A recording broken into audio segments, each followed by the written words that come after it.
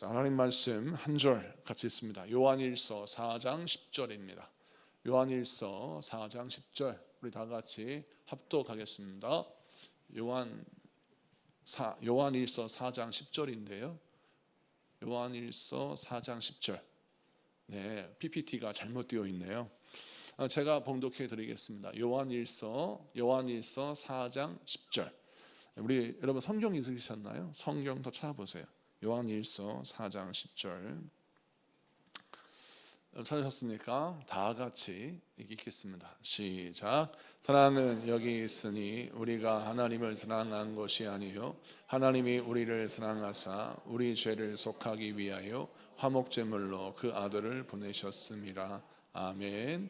자, 오늘은 요한일서 4장 10절의 말씀을 통해서 당연한 사랑은 없다, 당연한 사랑은 없다라는 저런 말씀을 증거할 때 많은 은혜 받는 시간 되기를 바랍니다.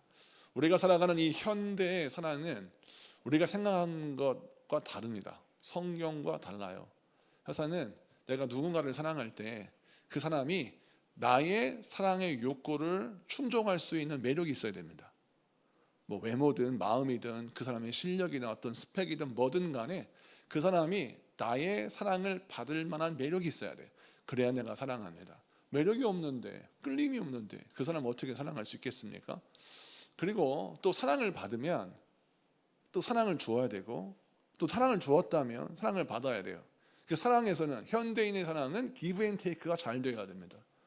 만약 남과 여가 데이트를 하는데 남자가 계속 밥도 사고 차도 마시고 차도 사고 선물 주는데 여자가 계속 얻어먹고 있다, 오래 못 가는 것이죠. 남자가 밥을 샀으면 눈치껏 여자가 커피를 사야, 그래야 기브 앤 테이크가 되어야 이 연애가 된다는 것이죠. 이 불문율입니다.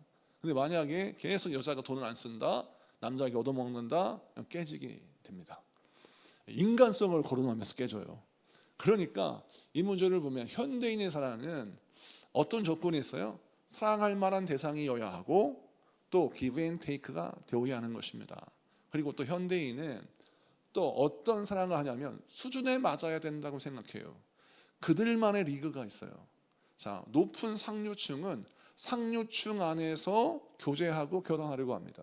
실제로 서울에 있을 때, 제가 서울에서 목회할 때 보면 저희 교회 그 당시에 교우들이 뭐라 하느냐, 아파트 단지에서 그걸 봤대요. 강남 아파트 단지는 이 아파트 단지에 살고 있는 청년들 단체 소개팅을 한다는 광고가 나온답니다.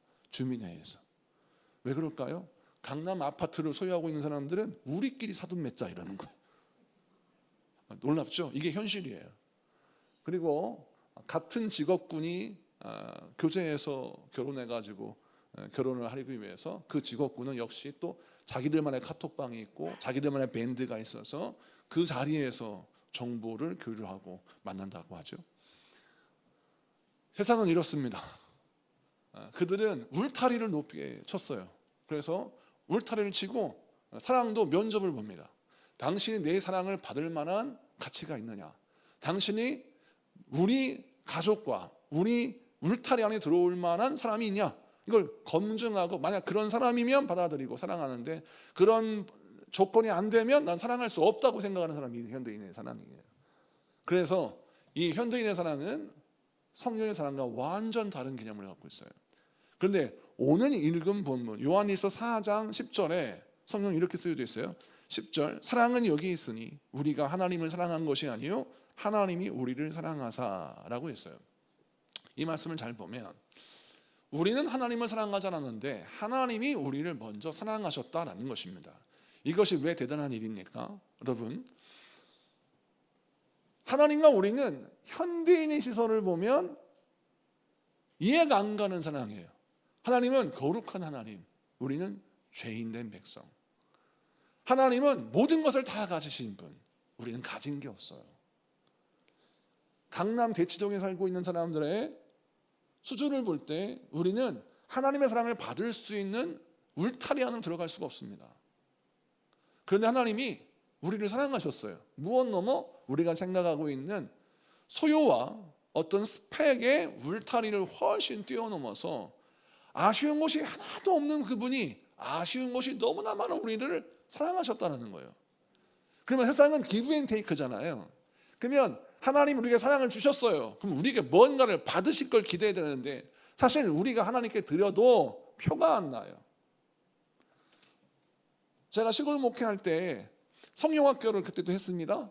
그래서 열심히 성령학교를 준비하고 아이들한테 아이스크림, 과자, 떡볶이 하여튼 많은 것들을 준비해서 성령학교를 진행해요. 그때 그 아이들이 너무 그 성령학교 때 즐겁고 재미있고 맛있는 걸 먹어서 전사님한테 뭔가 보답하고 싶은 거예요. 지금도 잊히지 않는 게 어떤 아이가 밖에 나가서 토끼풀 그거를 반지를 하나 만들어 가지고 저한테 가져와서 토끼풀 반지를 저한테 주면서 전사님 선물이에요라고 갖다 주는데 그 선물이 저에게는 감동적인 선물이었죠. 근데 보세요, 그 토끼풀 반지가 저에게는 감동적인 선물이긴 하지만 필요한 선물은 아니에요. 저는 그 토끼풀 반지가 없어도 인생을 살아가는데 전혀 문제가 없고 제가 또 간절히 원하는 선물도 아니에요. 그런데 그 아이가 토끼풀 반지를 만들어서 저에게 선물했을 때 제 마음속에 뭐가 일어나요? 감동이 일어나죠. 이 아이가 나를 사랑하는구나. 자, 감동을 받는 게 달라요. 우리들은 보이는 것, 내가 필요한 것, 뭔가 자랑할 수 있는 것, 이런 걸 받아야 감동합니다. 그래서 인스타그램에 보면 되게 젊은 연예인들이 여러분 케이크를 받거나 선물을 받으면 여자분들은 절대 포장을 먼저 뜯지 않습니다. 어떻게 해요? 카메라를 꺼내요. 사진을 찍어. 평소에 한번 갈까 말까 한 식당에서 밥을 먹었는데 그걸 영원히 간직하고 싶어 사진을 딱 찍어요. 선물을 받았어. 포장채 사진을 찍습니다. 그 다음에 그 포장을 여는 사진을 찍어. 그리고 올려요. 내가 얼마나 사랑받고 있는지, 얼마나 근사한 대접을 받고 있는지를 드러내고 싶어 하죠. 이것이 인간의 생각인데 하나님은 우리의 사랑을 받았어요. 우리가 하나님께 선물을 드렸어. 하나님 마음을 드렸어. 그런데 딱 받았을 때 하나님이 뭔가 자랑할 만한 그런 대단한 스펙이 아니에요. 초라하게 짝이 없는, 우리 수준에는 대단한 것이지만 하나님 편에서 볼 때는 별거 아닌 그런 선물인데 하나님은 그것을 기뻐하시며 그것을 기념하시고 그것을 자랑하시고 그것을 우리에게 들려주세요. 내가 이런 사랑 받았다고. 여러분, 성막에 대해서 이번 주 우리가 같이 말씀 나누는 성경학교를 진행하는데 우리 지난번에 우리 학생들을 데리고 성막 실제 모형이 있는 박물관에 가서 투어를 했어요. 그때 우리 아이들은 성막에 갔을 때 시큰둥했습니다. 뭔가 성막을 실제 크기를 보면서 굉장히 은혜롭고 뭔가 신비한 구경을 할 것이라고 기대를 했는데 전 사실 가면서 걱정 많이 했어요. 그 기대가 무참히 깨질 것을 저는 알고 있었기 때문에. 그런데 딱 가보면 진짜 별거 없어요. 성막이 초라한 성막 하나 딱 있고 그다음에 소, 양, 염소, 비둘기 이런 형상이 있고 또 여러 가지 제단과 성전 기물들이 덩그러니 나와 있는데 그 모습이랄 것이 실제 모형과 다름없는 크기로 만들어져 있지만 그것이 우리가 볼 때 뭔가 막 번쩍번쩍하고 뭔가 막 대단한 의미가 있는 그런 화려한 것이 아니더라는 것입니다. 차라리 화려하고 은혜로운, 딱 보기에도 은혜로운 걸 보려면 스페인에 저 베드로 성당 가야 돼요. 그러면 훨씬 더 아름답고 훨씬 더 좋은 성당을 좋은 걸 볼 수 있어요. 아니 뭐 서울만 가도, 일산만 가도, 일산에 베델교회라는 교회가 있거든요. 여러분 일산 호수공원에 가면 꼭 한번 들려보는 명소입니다. 왜? 롯데백화점보다 더 큰 교회가 베델교회예요. 가보면 깜짝 놀랍니다. 롯데백화점이 바로 옆에 있는데 그건 구멍가게 같아요. 베델교회는 어마어마하게 커요. 교회 안에 들어가면 에스컬레이터가 있어요. 교회를 너무나 사람이 많으니까 엘리베이터 타고 갈 수가 없어요. 에스컬레이터 타고 올라가요. 그 교회가 일산 호수공원 바로 옆에 있거든요. 제가 강서구에서 부목사 할 때 그곳을 자주 갔는데 볼 때마다 느끼는 게 딱 들어가잖아요. 은혜를 안 받으려고 몸부림칠 은혜를 받을 수밖에 없어. 딱 들어가면 그 규모에 놀래고 그 은혜로운 분위기에 놀래고 딱 앉아 있으면 큰 예배당을 보고 초라한 나를 보면 그래 겸손해야지 이러는 거예요. 그런데 이렇게 작은 예배당에 오면 내가 뭔가 커 보여. 그래가지고 그런 게 안 생기는데 큰 예배당에 가잖아요. 자연스럽게 그 어마어마한 규모 앞에 내가 겸손해집니다. 화려한 인테리어, 화려하고 경건해 보이는, 그냥 예배당에 딱 들어가면 막 거룩이 막 뚝뚝뚝 흘러. 은혜로운 찬양이 확 흘러나와. 그러면 어때요? 야 대단하다. 그런 마음이 들잖아요. 자, 그런데 성막에 가면 이게 뭐지? 전혀 여러분 가슴 떨림이 없어요. 차라리 이방 신전가에 훨씬 낫습니다. 이방 신전 가면 뭔가 이게 신전이구나. 아, 그래. 이게 신전이지. 얼마나 아름다워. 얼마나 대단해. 그렇지. 이래야지. 그리고 신전과 완전 달라요. 성막은 초라하게 짝이었습니다. 왜 그럴까요? 성막의 중심은 하나님이에요. 할렐루야. 우리 하나님께서 성막을 화려하게 만들지 않았어요. 성막은 완전히 기능적인, 아주 기능적인 역할을 하기 위해서 만들어진 그 작품이 성막이에요. 성막을 통해서 우리 주님은 우리에게 뭘 허락하십니까? 하나님을 만나는 경험을 허락하시고, 또 하나님께 우리의 죄를 고백하고 우리의 죄를 사함받고 하나님의 말씀을 통해서 하나님의 백성다운 삶을 살 수 있는 길을 여시는 통로가 성막이요, 성전인 것입니다. 그래서 겉에 막 화려한, 뭔가 좀 신비한 그런 장치들을 두지 아니하고 정말 기능적인 것에 집중하고 이 성막의 모든 기물들이 어떤 것인지, 어떤 의미인지를 집중하게 만드는 것이 성막의 중요한 정신이라는 것이죠. 여러분, 우리 하나님께서 여러분에게 사랑을 주실 때 우리 하나님은 그 사랑을 어떻게 주십니까? 여러분의 배경과 여러분의 어떤 겉모습과 여러분이 가진 어떤 스펙이나 이런 걸 통해 여러분 사랑하시는 게 절대 아니에요. 여러분, 사랑받을 수 없는 사람이에요. 사랑받을 자격이 없는 사람이에요. 그런데 그 사람이 하나님의 일방적인 사랑을 받고 누리게 되었습니다. 그러므로 우리는 이 성전에 들어올 때부터 어떻게 해야 돼요? 이런 마음을 가지면 안 돼요. 성막에 딱 들어오고 하나님 앞에 딱 들어왔을 때 하나님이 내게 베풀어 주신 환경, 하나님이 나에게 허락하신 주변의 상황을 보면서 하나님의 사랑을 조여주려면 안 돼요. 어떤 분이 이런 분이 있어요. 인생을 살아가다 보니까 나는 인생이 참 구질구질해. 남들은 그렇게 삐까번쩍한 아파트에 살고 정말 어마어마한 복을 누리면서 대단한 삶의 현장 속에 사는데 나는 삶이 참 구질구질하고 나는 삶이 이렇게 어둡고 힘들어. 그래서 나의 삶의 현장의 크기와 그 현장의 질에 따라서 나를 향한 하나님의 사랑을 결정하는 거예요. 내가 이렇게 힘들게 사는 걸 보니까 하나님은 나를 사랑하지 않는 것 같아. 서로 하나님이 나를 사랑한다 할지라도 그 사랑이 굉장히 적고 보잘것없는 사랑 같아요. 그런데 다른 사람을 보니까 다른 사람들은 세상에 성공하고 행복하게 살고 모든 일이 잘 돼. 그러니까 그들은 하나님의 사랑을 듬뿍 받고 있는데 나는 하나님의 사랑을 덜 받는다. 이렇게 착각할 수 있어요. 여러분, 그것이 아니라는 것이죠. 우리 하나님은 여러분의 환경 때문에, 여러분 배경 때문에 여러분을 사랑하시는 것이 아니에요. 여러분 자체를 사랑하시기 때문에 하나님이 여러분의 사랑을 주시는 것입니다. 그래서 오늘 본문 말씀에 하나님이 여러분을 먼저 사랑하셨다, 이것이 굉장히 중요한 대목이에요. 여러분, 하나님이 여러분을 사랑하셨습니다. 그 사랑이 당연한 게 아니에요. 감사한 것입니다. 그래서 우리 지구촌 소망교회 모든 교우들은 이 사랑을 기억하면서 항상 감사와 기쁨이 넘쳐나야 돼요.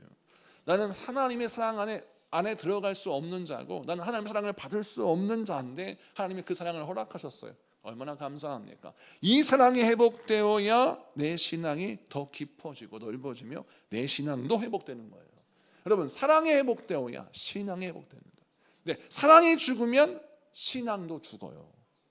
그래서 여러분들은 나의 신앙을 회복하기 위해서 무엇을 점검해야 되냐? 내가 하나님을 정말 사랑하고 있는가? 이걸 점검해야 하는 것입니다.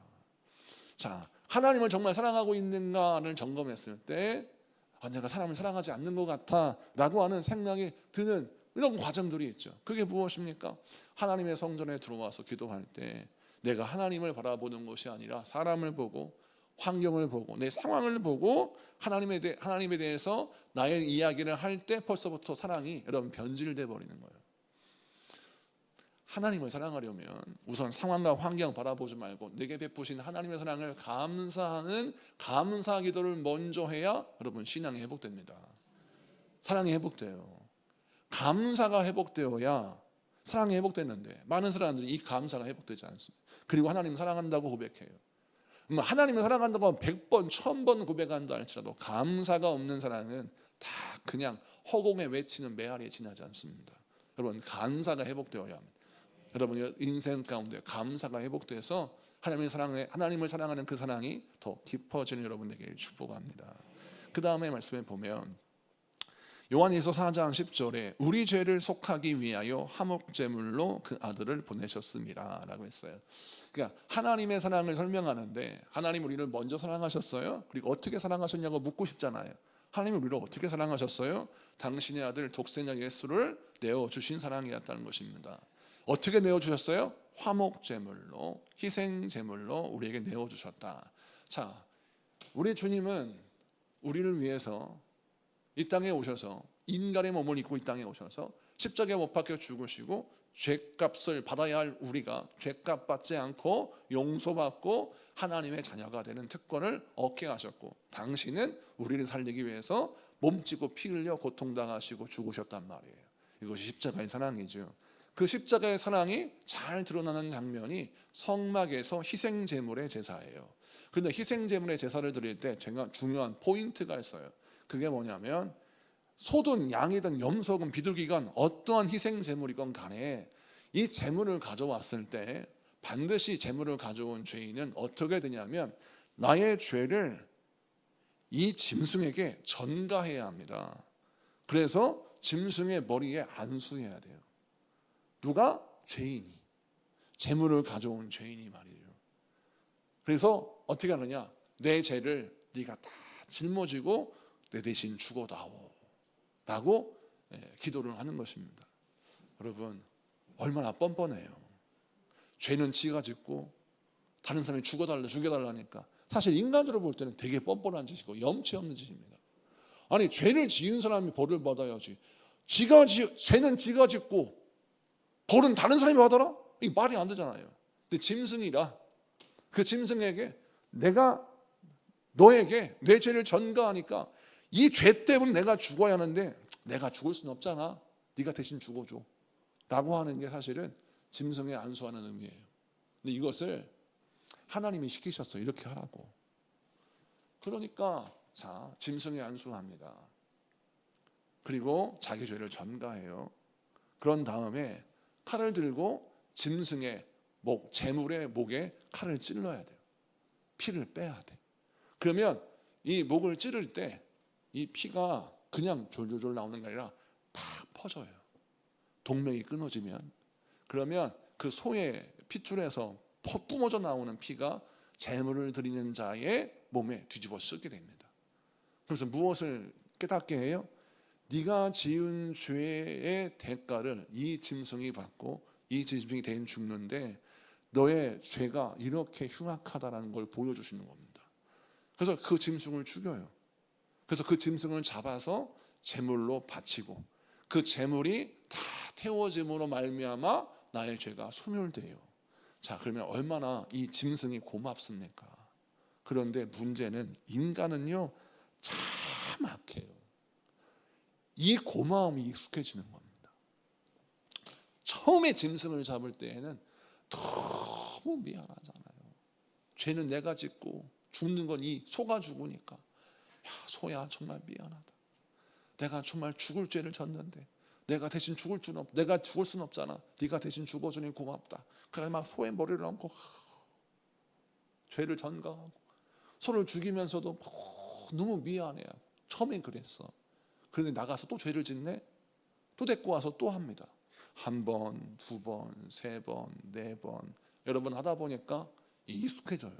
그래서 건성건성 오늘 미안해, 내가 또 죄를 졌어.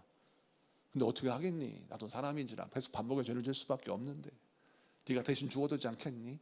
그리고 그냥 익숙하게 짐승을 잡고 피를 뿜고 그걸 잡아서 태우고 이러면서 어떻게 죄를 짓고 죄를 전가하고 짐승을 잡고 피를 뒤집어 쓰는 것이 어떻게 익숙해지는 거예요. 그래서 이 익숙함이 여러분 우리를 타락시키는 겁니다. 자, 이 익숙함이 짐승에게만 그럴까요? 예수님의 십자가에도 그래요. 처음에 예수 믿을 때 예수님의 십자가만 바라보면 너무 눈물이 나서 세상에 나 같은 죄인을 용서하시기 위하여, 나 같은 죄를 살리시기 위하여 예수님이 십자가에 못 박혀 죽으셨다니까 막 사순절만 되면 막 눈물이 막 펑펑펑 떨어져. 예수님의 그 고난 영상만 보면 막 성들이 다 울었어요. 처음에는 우리 교회도 처음엔 다 울었어요. 그런데 본 것도 보고 본 것도 보고 또 사순절이 되면 늘 해왔던 거니까 점점 눈물이 마르네요. 아, 다음에는 예수님이 채찍을 맞겠지. 다음 점에는 예수님이 십자가 지면서 넘어지겠지. 다음에는 예수님이 또 손에다가 못을 박으시겠지. 다음에는 예수님이 매질을 당하고 창에 찔리시겠지. 그리고 다음에는 부활하실 거야 라고 안심 뚝 하고, 안심하고 지금은 조금 힘들지만 좀 참아봐, 예수님 부활하셔, 막 이러면서 막 견디는 거예요. 근데 이것이 결국에 내가 받은 모든 사랑을 당연한 것으로 만들어버려요. 염치 없는 그리스도인으로 만들다라는 겁니다. 여러분, 우리 지구촌 소망교회 교우들은 염치 없는 그리스도인 되어서는 안 돼요. 적어도 주님 앞에 내가 받은 사랑에 대해서는 감사할 줄 알아야 돼요. 내가 받은 그리스도의 사랑에 대해서 내가 반응할 줄 알아야 돼요. 그리고 내 안에서 경계될 것이 무엇이면 익숙함에 대해서 경계해야 돼요. 여러분, 우리 안 그럴 것 같죠?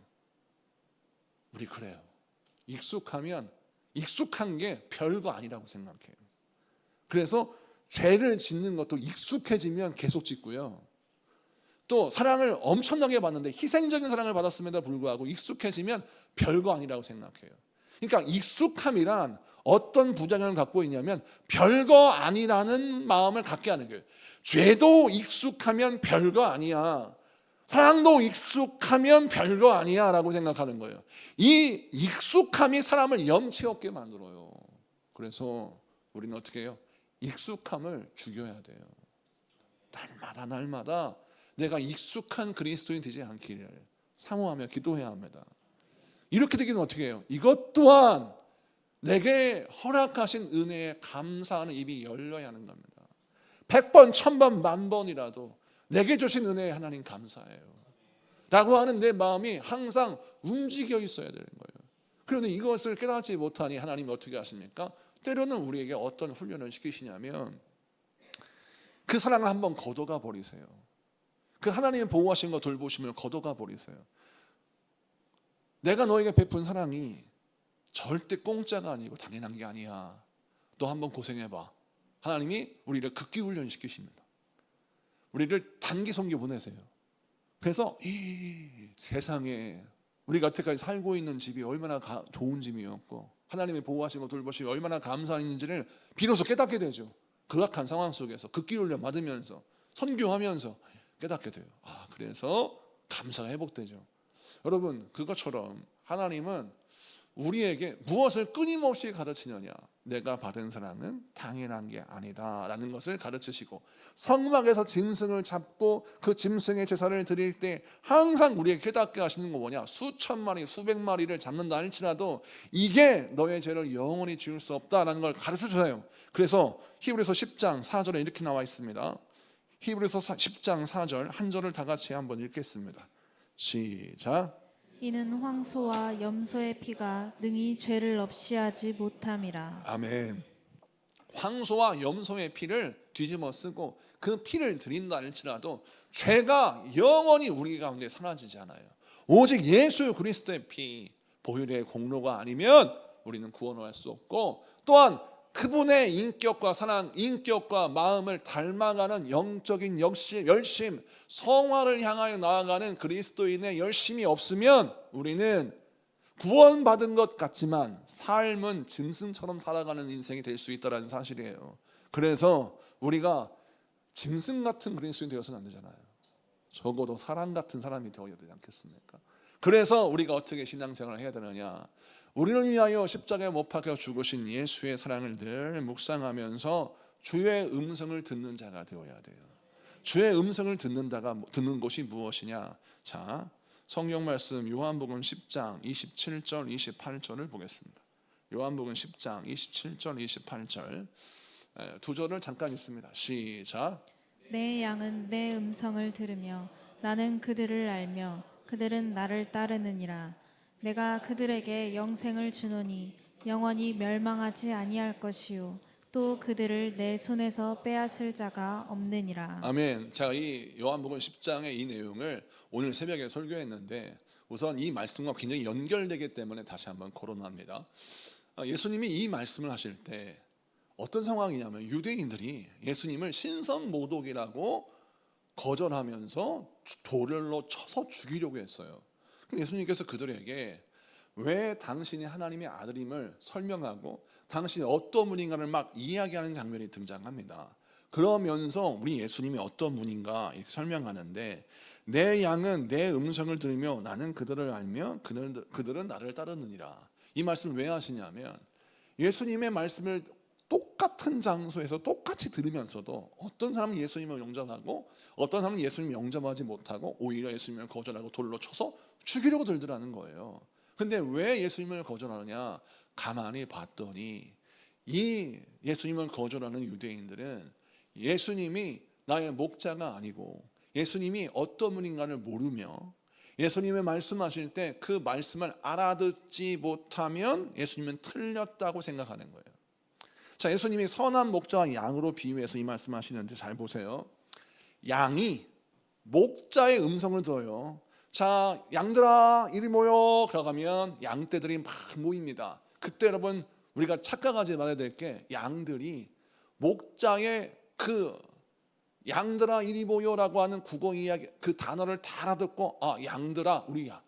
그리고 이리 모여, 동사가 이리 모여는 여기로 오라는 얘기구나 라고 해서 다 목자가 말하는 이야기를 다 독해를 해서 정확히 통역을 해가지고 그 말을 알아들어가지고 올까요?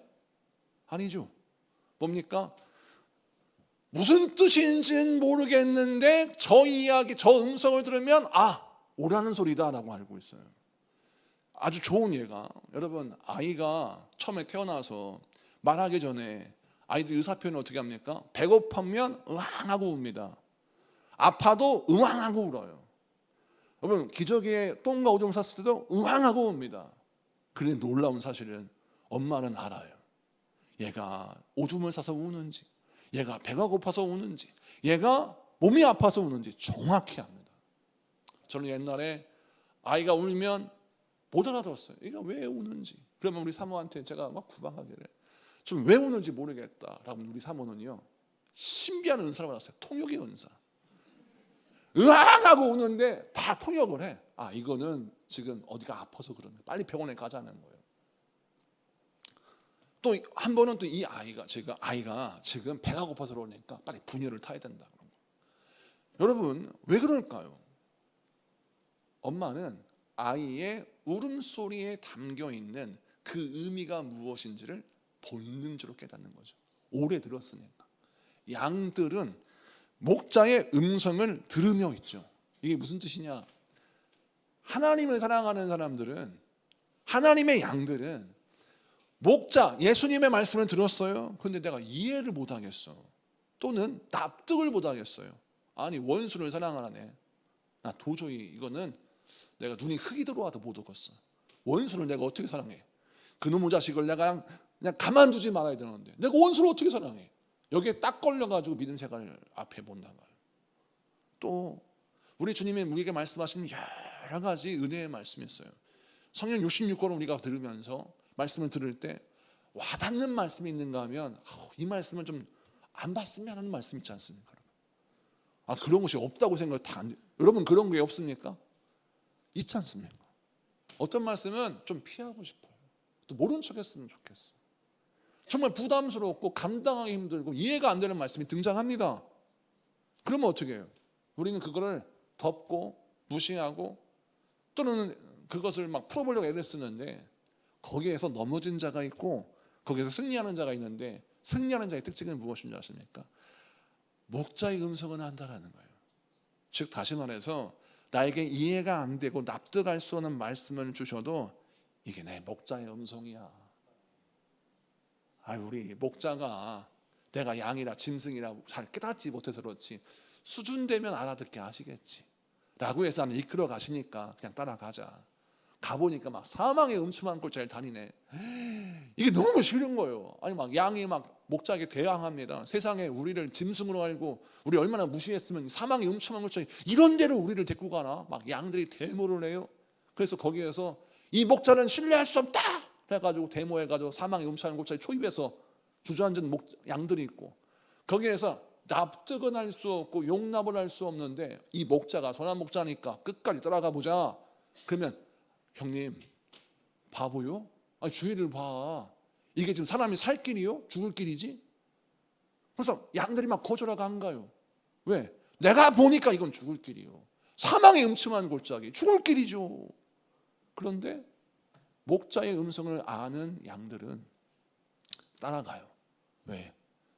내가 아는 목자는 선한 목자거든요. 내가 아는 목자는 절대 나를 버리지 않아. 따라가요.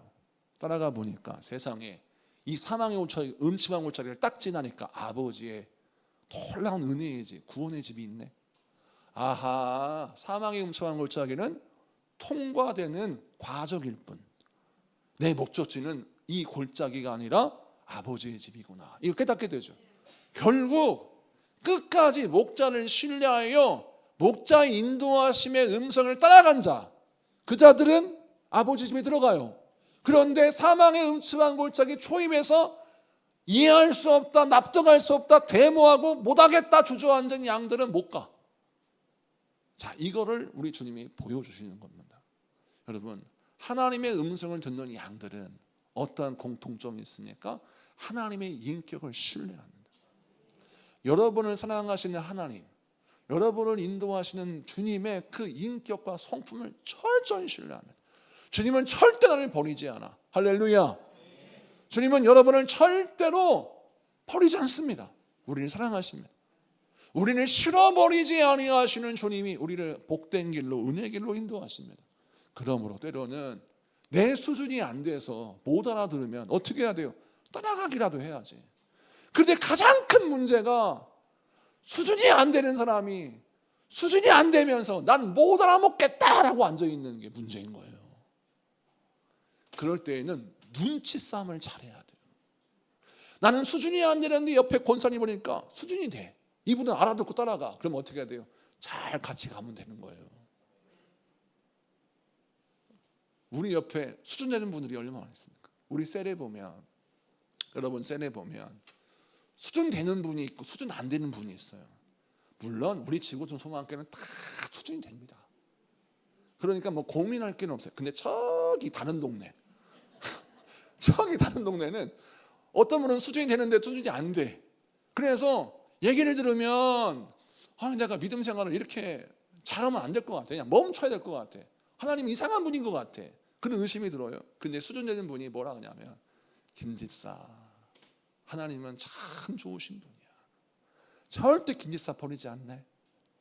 근데 권사님, 제가 너무 요즘 힘들어요. 하나님은 살아계시다면 왜 나한테 이런 고통이 있습니까? 이런 고난이 있습니까? 내가 얼마나 열심히 기도했는 줄 아세요? 내가 열심히 기도했고 내가 예배했는데 하나님이 왜 나한테 이러신지 모르겠어요.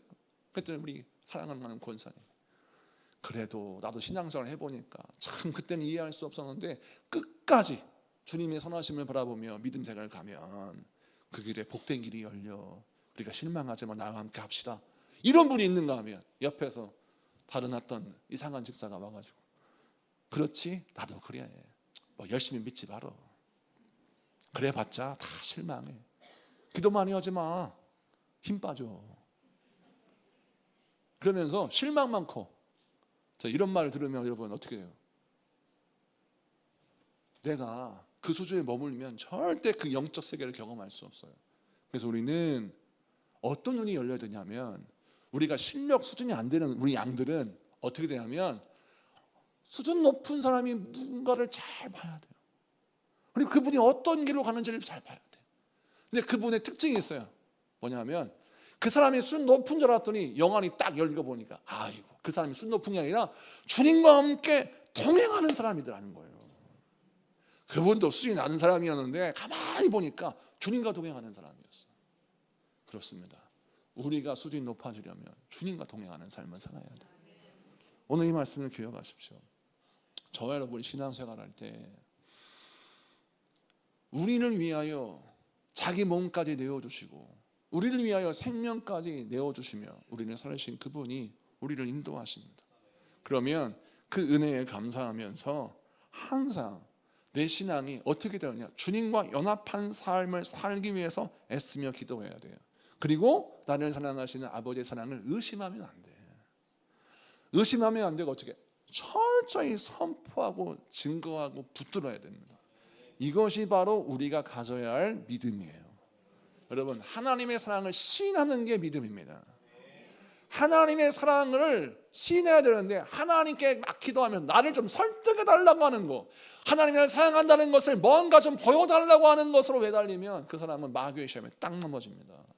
마귀가 그걸 좋아하거든요. 오, 잘됐다.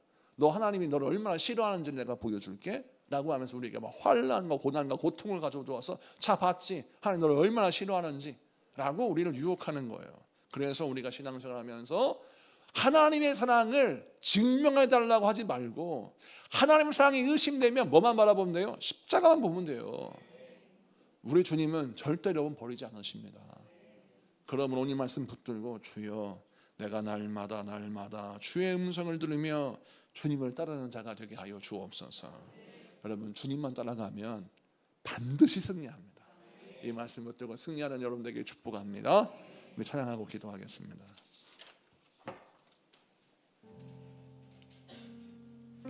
내 구주 예수님,